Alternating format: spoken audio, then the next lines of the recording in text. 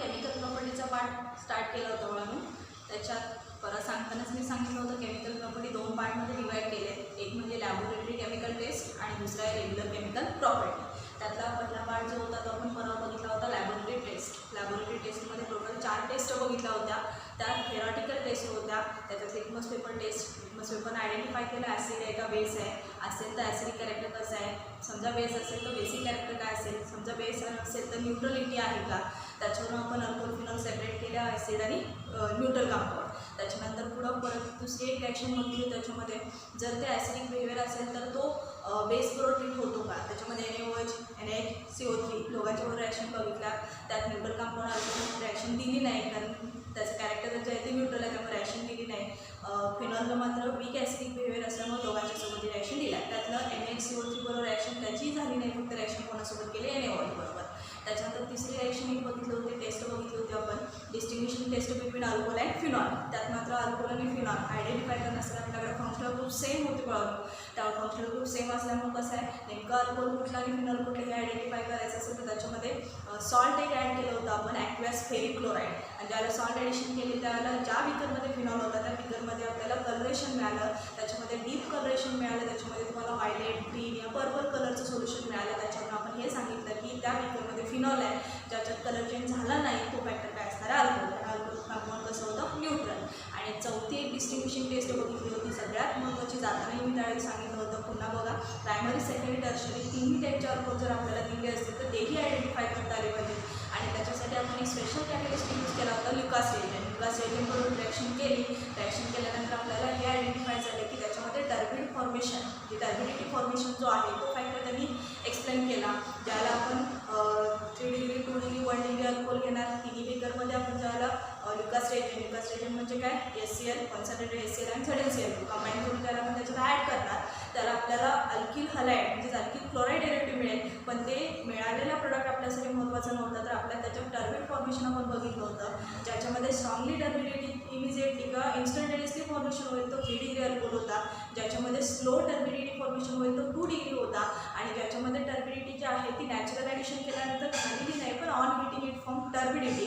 तसं जर असेल तर त्याला काय बोललो आपण 1 डिग्री. म्हणजे तिघांचंही डिस्टिंग्विशिंग केलं. ही टेस्ट अतिशय महत्त्वाची आहे. त्याच्यानंतर आता पुढं केमिकल प्रॉपर्टी. केमिकल प्रॉपर्टीमध्ये पण याची केमिकल प्रॉपर्टी ज्या आहेत त्या वेगवेगळ्या प्रकारे एक्सप्लेन केले. त्याच्यात बॉन्ड ब्रेकिंगवरती ही कन्सेप्ट त्यांनी डिटेलमध्ये सांगितलेली आहे. तर आता आपल्याकडं आहे काय कंपाऊंड तर एक म्हणजे ROH, दुसरं कंपाऊंड आहे आपल्याकडे AROH. दोघांच्यासाठी ही केमिकल प्रॉपर्टी बघणार आहे आपण. त्यात पहिली केमिकल प्रॉपर्टी जी आहे ती ब्रेकिंग ऑफ OH बॉन्ड म्हणजे ऑक्सिजन आणि हायड्रोजनमधला बॉन्ड ब्रेक करून आहे. त्याच्यानंतर पुढची बघणार आहे की डायरेक्ट OH ग्रुपच बाहेर काढणार म्हणजे तुमचा R ग्रुप आणि OH त्यांच्यामधला बॉन्ड ब्रेक होईल. आज ब्रेकिंग कशाने बघणार आहे OH ग्रुपमधला जो काही बॉन्ड आहे तो ब्रेक करून बघणार म्हणजेच आपण हायड्रोजन ॲटम बाजूला करणार. शिल्लक राहिलेलं कंपाऊंड तुमचं आहे असं नाही. त्याच्यात मला 2 पार्ट एक्सप्लेन केले. त्यातली पहिली रिॲक्शन जी आहे ते ॲसिडिक कॅरेक्टर एक्सप्लेन केलं अल्कोहोल फिनॉलचं. आणि दुसरी एक केमिकल रिॲक्शन दिली ती काय दिली तर इस्टरिफिकेशन प्रोसेस. दोनच केमिकल प्रॉपर्टी आहेत, अतिशय सोप्या आहेत. त्यातली दोन्ही ज्या आहेत त्या महत्त्वाच्या आहेत. त्यातली पहिली जी आहे ती तो क्वेश्चन जो आहे तो शक्यतो थेरॉटिकल क्वेश्चन म्हणून विचारला जाईल. पण त्यात हे माहीत पाहिजे की आता मी जे एक्सप्लेन करणार आहे ती मात्र नीट आहे का. परवा जसं आपण लॅबोरेटरी टेस्टसाठी एक्सप्लेनेशन दिलं होतं तसं याच्या पहिल्या प्रॉपर्टीसाठी असेल. पहिलीच केमिकल प्रॉपर्टी सांगितलेली आपल्याला acidic character of alcohol and phenol. म्हणतानाच मी काय म्हटलं तर ब्रेकिंग कुठलं आहे आपल्याकडं O बॉन्ड H म्हणजे हायड्रोजन ॲटम बाजूला होणार. मग तो बाजूला होताना कुठल्या फॉर्ममध्ये बाजूला होणार तर ऑक्सिजन आणि हायड्रोजनमधला जो बॉन्ड आहे बाळांनो तो मोर इलेक्ट्रोनिगेटिव्ह आहे. मग ऑक्सिजन ॲटमचा अर्थ आपला कसं आहे मोर इलेक्ट्रोनिगेटिव्ह ॲटम आहे म्हणजेच it shifted shared electron pair to more electronegative atom. असं जर कन्सिडर केलं तर आपला जो सेंटरचा बॉन्ड आहे O आणि H मधला तो ऑक्सिजनकडे राहणार. म्हणजेच आपल्याला काय मिळणार आहे तर आपला अल्कोहोल असू दे किंवा फिनॉल असू दे दोघांचं एक्सप्लेनेशन सेपरेट दिले. त्याच्यात समजा आपण पहिला नंबर घेतला अल्कोहोल तर अल्कोहोलचं ज्याला आपण आयोनायझेशन करणार त्याला आपल्याला ही कन्सेप्ट लक्षात येईल. आयोनायझेशन ऑफ अल्कोहोल काय होते नेमकं आता बघूया. तर ब्रेकिंग काय करायचं आपल्याकडे फॉर्म्युला काय असणार आहे R बॉन्ड O आणि पुढचाही बॉन्ड मी आता मुद्दाम देणार आहे. तर आपल्याला ब्रेकिंग जे आहे ते या बॉन्डचं ब्रेकिंग आहे. जर समजा याच्यामध्ये होमोलायटिक फिशन केलं आता होमोलायटिक फिशन कोणामध्ये होतोय ज्याला दोन्ही साईडला सेम ॲटम असतील तर आपण होमोलायसिस करू शकतोय. आता मात्र आपले दोन्हीकडे जे आहे ते काय डिफरंट ॲटम आहेत. या बाजूला हायड्रोजन ॲटम आहे, या बाजूला ऑक्सिजन ॲटम आहे आणि ऑक्सिजन ॲटम आणि हायड्रोजन ॲटम. इलेक्ट्रोनिगेटिव्हिटीवरती जरी हा पॉईंट डिपेंड ठेवला तरी आपल्याला ऑलरेडी माहिती आहे की more electronegative atom attract shared electron pair towards itself. स्वतःकडे अट्रॅक्ट करणार म्हणजेच आता याच्यातला मोर इलेक्ट्रोनिगेटिव्ह ॲटम ऑक्सिजन आहे म्हणजेच ही पेअर काय करणार, हा स्वतःकडे घेईल म्हणजेच पाहून आपल्याला याच्यापासून आयनायझेशन मिळेल आणि ते आयनायझेशन असं मिळेल RO. याच्या डोक्यावरती मायनस चार्ज येईल कारण ही बॉन्ड पेअर जी आहे ती याच्याकडे अट्रॅक्ट केली जाईल. बरोबर. आणि शुद्ध काय झालं, हायड्रोजन ॲटम जो आहे तो H+ आयनाच्या फॉर्ममध्ये बाहेर होईल. मग आता ही जर रिॲक्शन करायची असेल तर आपल्याकडं जो कंपाऊंड मिळतो तो अल्कोऑक्साईड आहे. मग आता असा विचार करा, डायरेक्ट अल्कोहोल ब्रेक कसं होणार, डायरेक्ट ब्रेक होणारच नाही. म्हणजे आपल्याला याच्यासाठी कोणतरी एखादा रिॲक्टंट यूज करायला लागणार. मग मी लिहितानाच काय लिहिलं तर आयोनायझेशन लिहिले. आयोनायझेशन स्वतः होणार नाही आहे म्हणजेच आपण ह्या कंपाऊंडमध्ये काय करणार म्हणू तर H2O ची ॲडिशन करणार आहे, वॉटरची.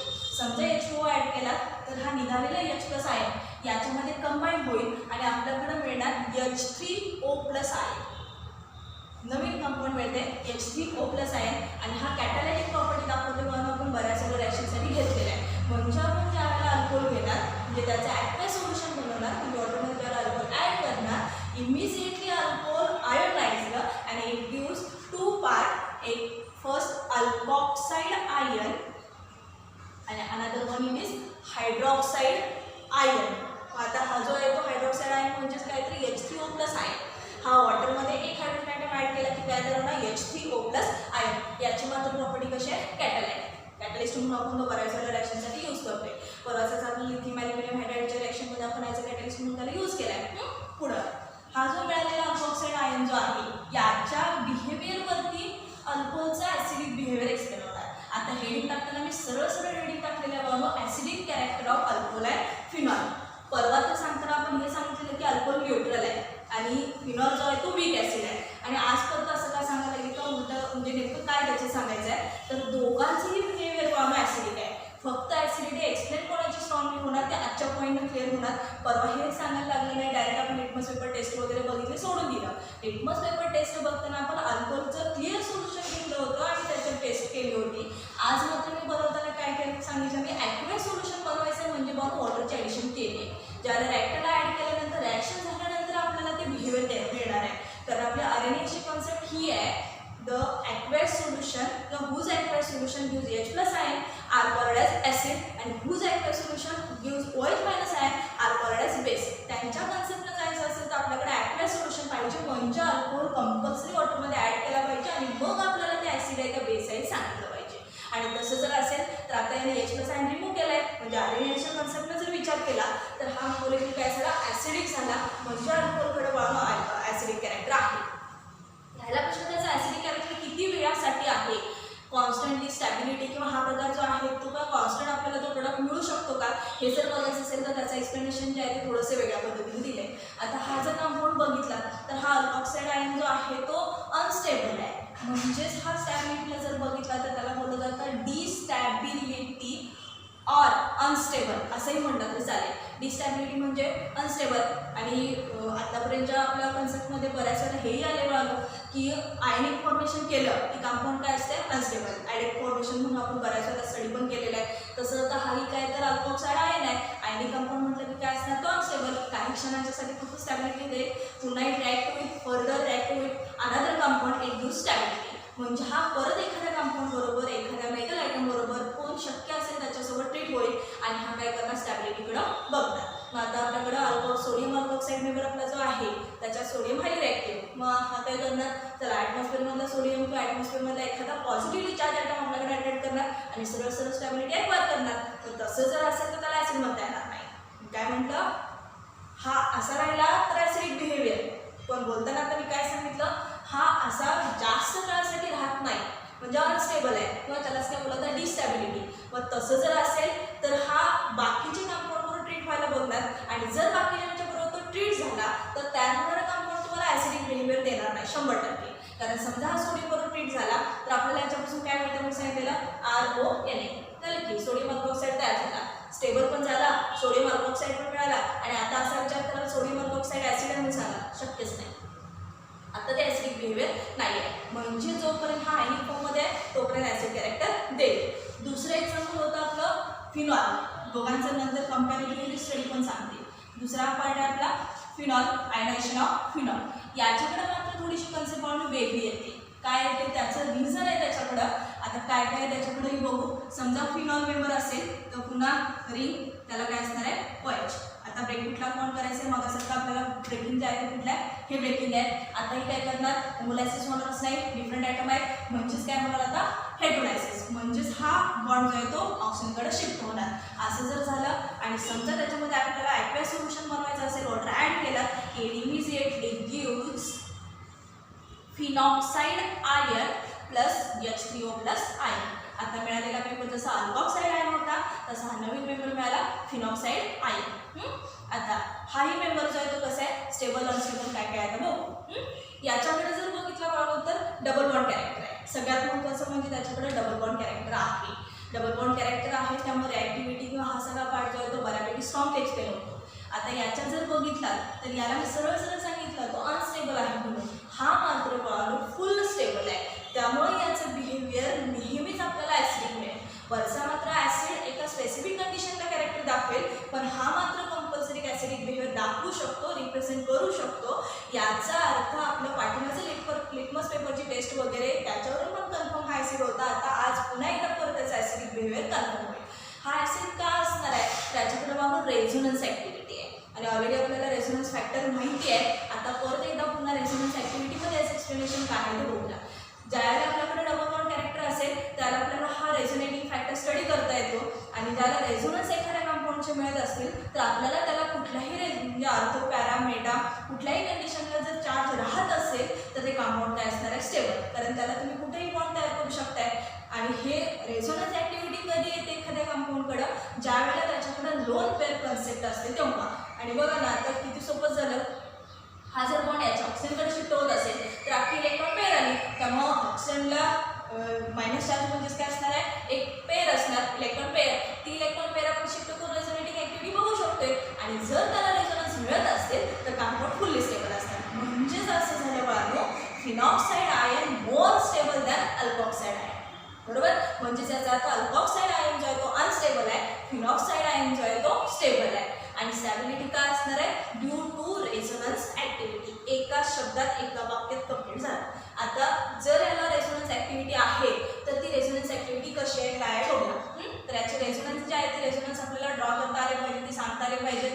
समजा आपल्याकडे फिनॉक्साइड आयन ऑक्सिजन ॲटम त्याच्यावरती निगेटिव्ह चार्ज अख्खी पेअर आपण पाठीमागे घेतले म्हणजे 2 इलेक्ट्रॉन आहेत त्याचा चार्ज लिहिणार नाही आहे, डायरेक्ट 2 इलेक्ट्रॉन रिप्रेझेंट करते. बरोबर, पुन्हा याचा जो जुना बॉन्ड जो आहे तो या साईडला इथे इथे तर यांच्याकडे पाय बॉन्ड आहे त्यामुळे पाय बॉन्ड डिलोकलाइज करून आपण रेझोनन्स ॲक्टिव्हिटी देऊ शकतोय. तर हा झाला आपला फिनॉक्साइड आयन. आता हा जो फिनॉक्साइड आयन जो आहे तो कुठल्याही फॉर्मॅटमध्ये तुम्ही लिहायला घ्या ऑटोमॅटिकली तुम्हाला स्टेबल फॉर्म देईल. का स्टॅबिलिटी देणार आणि हा का स्टॅबिलिटी देणार नाही शेवटी दोघांचं एक्सप्लेनेशन एकदम देते म्हणजे तुम्हाला कन्सेप्ट क्लिअर होईल. आता लोन पेअर आहे म्हटल्यानंतर काय करणार ही पेअर आपण इथे शिफ्ट करू शकतोय. ॲडजस्टंट बॉन्ड पोर्शनला इलेक्ट्रॉनिक डिस्ट्रीब्युशन आपण बघितलेलं आहे. ॲडजस्टंट बॉन्ड पोर्शनला शिफ्ट केली की ऑटोमॅटिकली आपले हे आतले बॉन्ड जे आहे ते टर्न होणार. हा बॉन्ड जो आहे तो इथे शिफ्ट होणार. तसं जर झालं तर आपल्याला यांच्यापासून काय मिळू शकते रेझोनेटिंग हायब्रिड्स बनवू शकतात. रेझोनेटिंग स्ट्रक्चर्स ड्रॉ करताना याच्या आधी बऱ्याच वेळेला सांगून झालं बा पुन्हा एकदा सांगते शक्य असेल तर तिन्ही स्ट्रक्चर जे आहेत ते पहिले ड्रॉ करून ठेवा नंतर त्याच्यावरती काय काय येते ते पटपट ॲड करत जाऊ. आता हा जो सिंगल बॉन्ड आहे ऑक्सिजन ॲटम आहे पेअर शिफ्ट केल्याबरोबर इथं डबल बॉन्ड कॅरेक्टर आला. पुन्हा इथली पेअर जी आहे ती इथली पेअर काय केली आपण इथं उचलली म्हणजे हा पुढचा बॉन्ड त्याच्या पुढचा बॉन्ड आहे असा राहिला म्हणजे तुमच्या त्या कॉर्नरच्या कार्बन ॲटमवरती निगेटिव्ह चार्ज आला म्हणजे अख्खी पेअर आली म्हणजे एक अख्खा बॉन्ड आला. म्हणजे तुम्ही या ठिकाणी कुठलाही एखादा ॲटम रिॲक्शनसाठी घेऊ शकताय.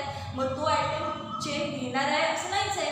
का घेणार नाही आहे कारण ड्यू टू रेझोनन्स ॲक्टिव्हिटी आहे. हे कंपाऊंड हायब्रिड रेझोनन्स जे आहेत किंवा हे रेझोनेटिंग स्ट्रक्चर जे आहेत यांचं ज्यावेळेला आपण हायब्रिड फॉर्मेशन करणार त्याला ते फुल स्टेबल असतं. म्हणजे तुम्ही कुठल्याही फॉर्ममध्ये जरी स्ट्रक्चर ड्रॉ केला समजा हे लिहिला अथवा हे लिहिलं तर स्टेबल असणारच आहे. मग आता तसं जर असेल तर बघूया आता पुन्हा ही पेअर जी आहे ती इथे शिफ्ट होईल पुन्हा हा बॉन्ड जो आहे तो या कॉर्नरला शिफ्ट होईल म्हणजे डबल बॉन्ड ओ आहे असं राहिला. ही पेअर जी आहे ती इथे टाकली ही पेअर जी आहे ती बाहेर काढली ही पेअर जी आहे ती जुनी त्या साईडला लिहिली. पुन्हा परत तिसऱ्या स्ट्रक्चरला पण तसंच होणार. पुन्हा ही पेअर जी आहे ती आपण इथे शिफ्ट करणार ही पेअर उचलणार इथं टाकणार इथं टाकला डबल बॉन्ड कॅरेक्टर आहे असं, हा आपला जुना पाठीमागचा तयार झालेला बॉन्ड, पुन्हा हा नवीन तयार झालेला बॉन्ड आणि याच्यावर निघाला निगेटिव्ह चार्ज. बरोबर. हे तिन्ही स्ट्रक्चर जे आहेत ते काय म्हणून रेझोनेटिंग स्ट्रक्चर्स. आणि पुन्हा मग आपलं काय होतं, जुनं होतं तसं एक्सप्लेनेशन, परत ही पेरी तशी केली, पुन्हा ही होती तशी मिळाली की आपल्याला परत होतं तसं आपलं जुनं स्ट्रक्चर मिळतं. बरोबर. पाहिजे असेल तर लिहू शकता, नसेल तर काय नाही लिहिलं तरी चालेल. आता ह्या तिन्ही स्ट्रक्चरला आपण काय बोलतोय, रेझोनेटिंग स्ट्रक्चर्स. आणि हे स्ट्रक्चर जे आहे ते फुल स्टेबल असतात. आणि ज्याला रेझोनेटिंग स्ट्रक्चर ड्रॉ होतात त्याच्यावरून आपण काय करू शकतो, रेझोनेटिंग हायब्रिड फॉर्मेशन करू शकतो. आणि ते हायब्रिड फॉर्म असे येईल, आतला जो डबल बॉन्ड आहे तो पूर्ण रिंगला फिरून येईल. बरोबर. कारण डिलोकलेशन आणि पुन्हा तुमचा जो ऑप्शन आयटम आहे हा विथ निगेटिव्ह चार्ज. म्हणजेच याचा अर्थ हे लक्षात आलं का बघा, रेझोनेटिंग कॅरेक्टर असल्यामुळं आपल्याला हा कंपाऊंड जे आहे ते कसं मिळणार, फुल स्टेबल. आणि म्हणजेच याच्याकडे डबल बॉन्ड आहे पण फुल स्टेबिलिटी आहे. तसं बघा अल्कोहोलकडे डबल बॉन्ड कॅरेक्टर येणार नाही आहे. म्हणजेच अल्कोहोल काय असणार आहे, न्यूट्रलिटी रिप्रेझेंट करणार. म्हणजे जरी याचं H+ आयन रिमूव्ह केल्यानंतर यानं ॲक्वॅस सोल्युशन फॉर्मेशनमध्ये जरी ॲसिडिक बिहेवियर दाखवलं असेल तरी ते काही क्षणांच्यासाठी असेल. म्हणजे हा कंपाऊंड अनस्टेबल आहे. म्हणजे immediately treated with another compound या पॉझिटिव्हली चार्ज मेटल. याच्यात मात्र फिनॉक्साईड आयन जो तयार होणार तो फिनॉक्साईड आयन बऱ्याच कालावधीसाठी स्टेबल असेल. का स्टेबल असणार आहे, कारण ड्यू टू रेझोनन्स ॲक्टिव्हिटी. कारण त्याचे तीन स्ट्रक्चर आपण ड्रॉ करू शकतोय. याचा अर्थ बघा त्या कुठल्याही पॉईंटला तुमचं स्ट्रक्चर राहिलं तर ते स्टेबलच राहील. कारण का स्टेबल राहणार, कारण डिलोकलेशन फॅक्टर त्याच्याकडे आला. त्यामुळे हेही कॉन्जुगेट बेस पेअर आहे अल्कोऑक्साईड आयन, आणि फिनॉक्साईड आयन सुद्धा कॉन्जुगेट बेस पेअर आहे.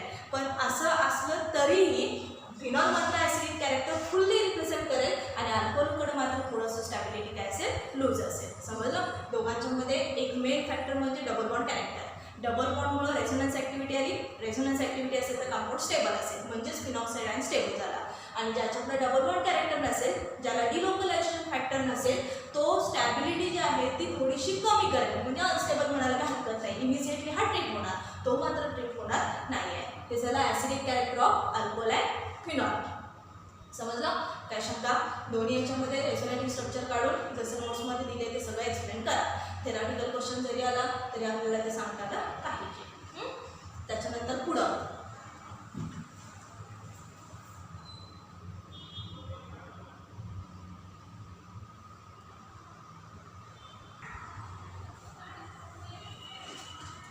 त्याच्यानंतरची पुढची केमिकल प्रॉपर्टी आहे इस्टरिफिकेशन.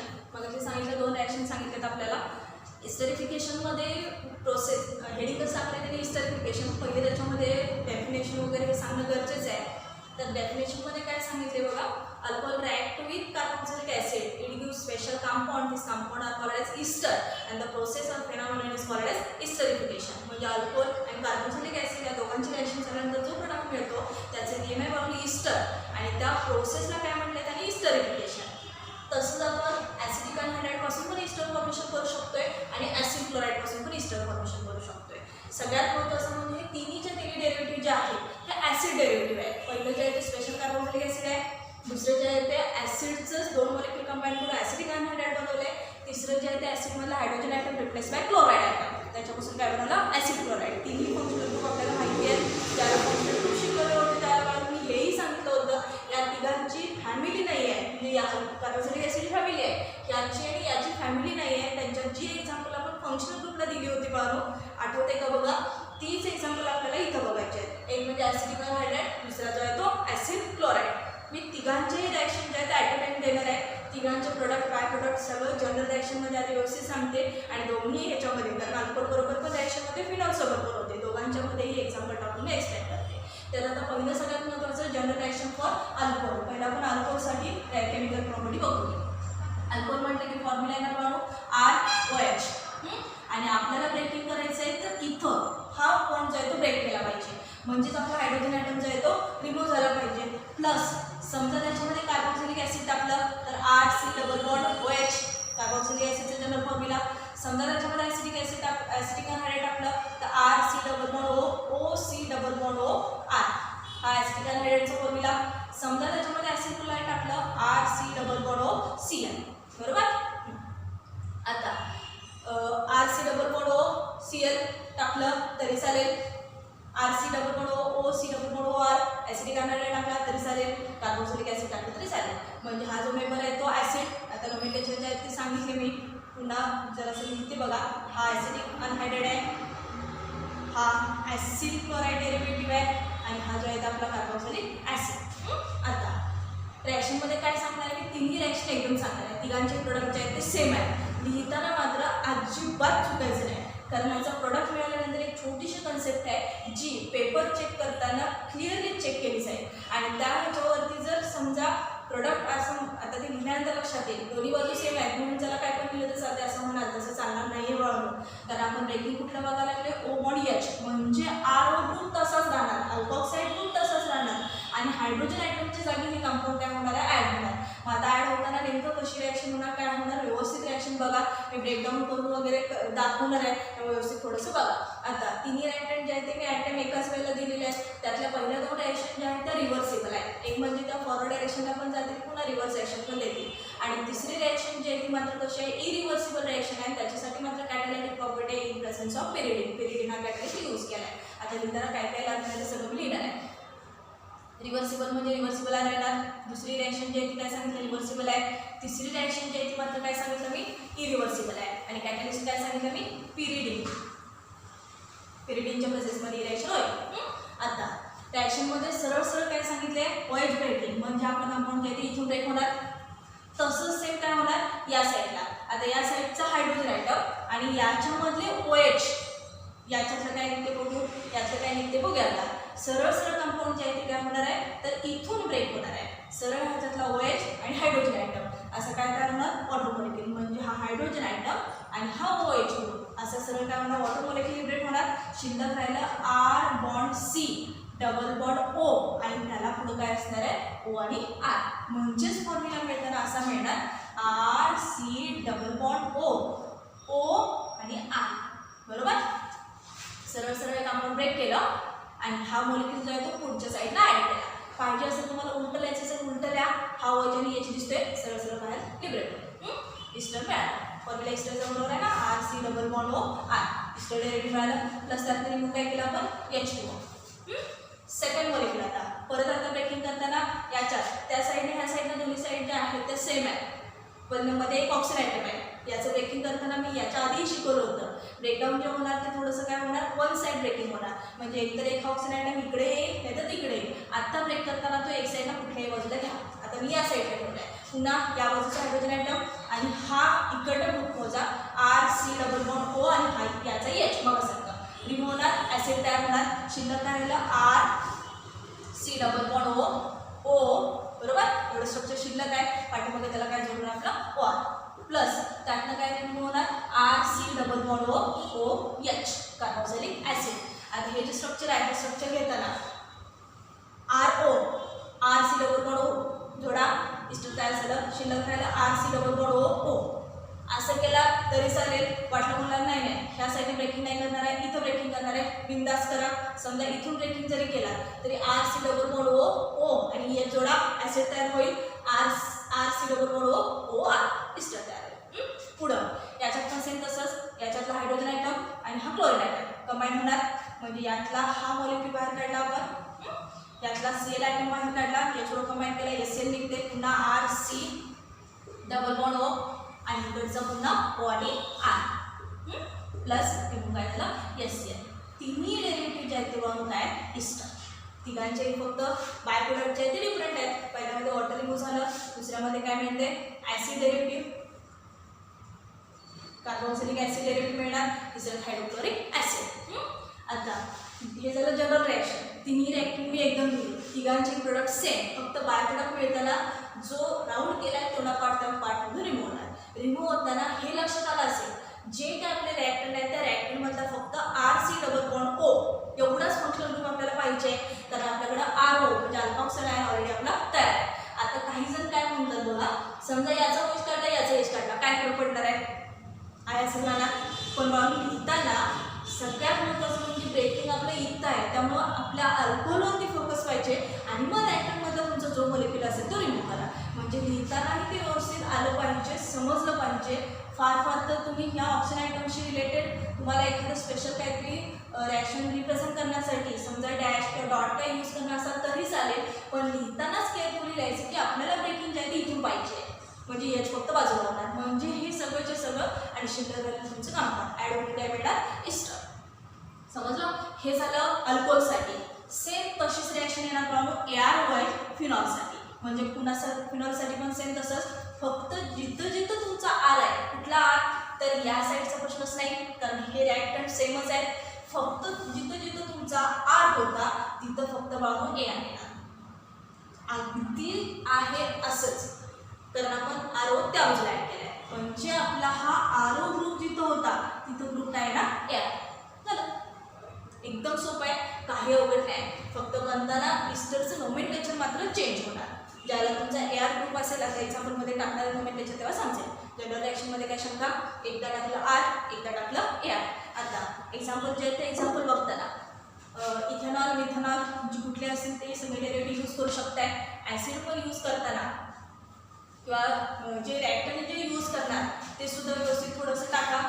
रिॲक्टंटमध्ये एक एकच सिंगल मेंबर आहेत त्यामुळे रिॲक्शन त्याही काय अवघड आहे असं काय नाही. ती आता पण लिहिताना जसं जनरल रिॲक्शन लिहिली तसंच एक्झाम्पलमध्ये टाकतात. समजा आपण मिथेनॉल घेतला प्लस त्याच्यामध्ये समजा CH3COH कार्बोक्सिलिक ॲसिड टाकलं, नेमॅयाचा ॲसिडिक ॲसिड.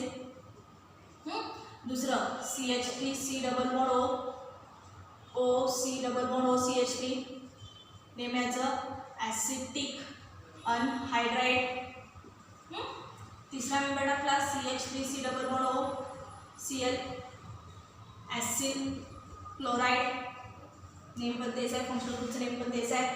समजा मी इथेनॉल घेतला, थोडंसं खाली टाकते बघा CH3OH. तिन्ही रिॲक्टंट बरोबर आपण एकदम ट्रीट करणार आहे. पहिला मिथेनॉल घेतला, ॲसिडिक ॲसिडवर ट्रीट केला, रिॲक्शन ज्यांनी काय सांगितलं होती मी रिव्हर्सिबिलिटी दाखवेल. प्रोडक्ट जो आहे तो कसा मिळणार बघा, कंपाऊंड मगासारखं पुन्हा इथून ब्रेक होणार आणि हा ग्रुप जो आहे तो इथून ब्रेक होणार, म्हणजेच या स्टोरी मूव्ह झालं. शिल्लक काय राहिलं बघा CH3C डबल बॉन्ड O आणि इकडचा OCH. पुढं दुसरी रिॲक्शन आहे, दुसऱ्या रिॲक्शनसाठी पण रिव्हर्सिबिलिटी सांगितली होती मी. पुन्हा याच्यात जे ब्रेकिंग होणार ते मगासारखंच ब्रेकिंग सांगितलं, कारण CH3 आपल्याकडे तयार आहे, म्हणजे कंपाऊंड त्याला इथून ब्रेक करा. ब्रेक केला, प्रोडक्ट मिळाला CH3C डबल बॉन्ड OCH3, पाठीमागचा OCH3 विथ ऑक्साईड आहे. शिल्लक राहिलं याच्यातनं H2O, तसं याच्यात काय मिळतं सांगितलं CH3C डबल बॉन्ड O आणि तिकडचं हायड्रोजन ॲटम. असं मिळणार काय CH3C डबल बॉन्ड OH. याचं नेम आहे ॲसिटिक ॲसिड. हे तिघांचे एकत्र देऊया. पुन्हा हेही कंपाऊंड जे आहे ते सेम इथून ब्रेक होणार. ब्रेक झालं, हा HCl कंबाईन होणार. शिल्लक राहिला किंमत रिॲक्शन काय सांगितली irreversible in presence of catalyst period. शिल्लक राहिलं म्हणून CH3C डबल बॉन्ड O बरोबर. हे आणायचं पुन्हा त्या बाजूचं OCH3 प्लस शिल्लक काय राहिलं त्याच्यातनं HCl. तिन्ही कंपाऊंड बघितला तर सेम प्रोडक्ट आहे आणि नेम आहे त्याचं. या साईडचा ग्रुप जो आहे तो ॲसिटेट म्हणून आपण सांगितलं होतं नोमेनक्लेचरमध्ये.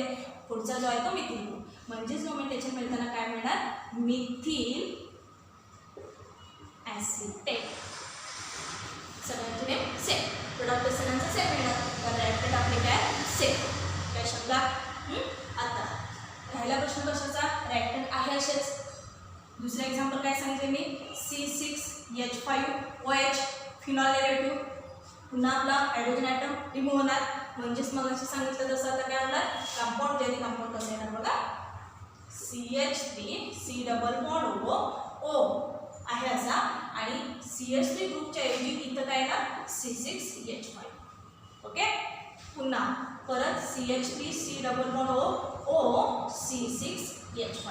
पुन्हा CH3C double bond O C6H5. हा जो C6H5 आहे हाच आपला कोण आहे बेन्झील ग्रुप आहे आणि याचं नोमेनक्लेचर असेल तर बाळांनो हा जो पाठीमागचा ग्रुप आहे तो ॲसिडेट ग्रुप राहील आणि पुढचा जो आहे तो C6H5 राहील. मग आता तसं जर असेल तर कंपाऊंडचं नोमेनक्लेचर कसं होणार बेन्झोएट.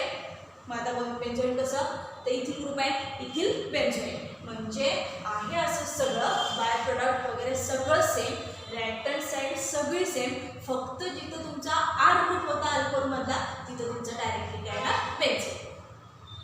समजलं? काय शंका?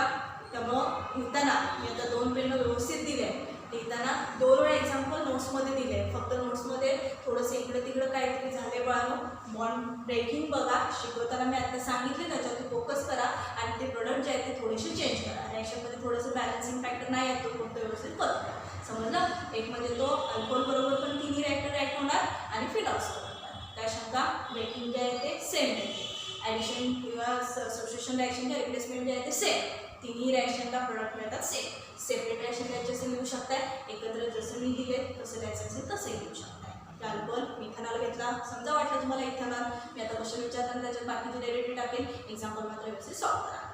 समजलं? राहिलेला